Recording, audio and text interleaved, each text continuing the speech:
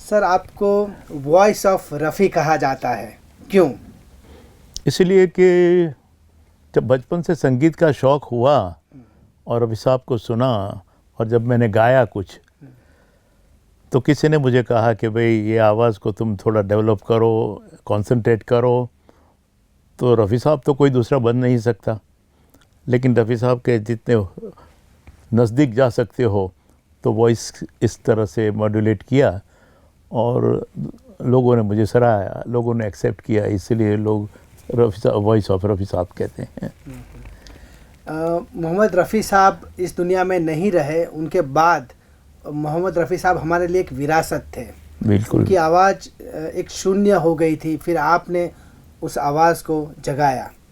तो पूरी जर्नी आप रफ़ी साहब के बहुत सारे कॉन्सर्ट करते हैं, उसके बारे में थोड़े बताइए सर। मैं सबसे पहले आपसे बात ये करूँगा कि रफ़ी साहब की आवाज़ इमॉर्टल आवाज़ है, वो कभी शून्य नहीं हो सकती। हाँ, हालांकि आपने उस आवाज़ को जगाया हाँ सर, नहीं, फिर से। जिस्म से ये आवाज़ नहीं है दुनिया में, लेकिन उनकी आवाज़ आज भी सुबह शाम इस तरह गूंजती है और हमें जगाती है।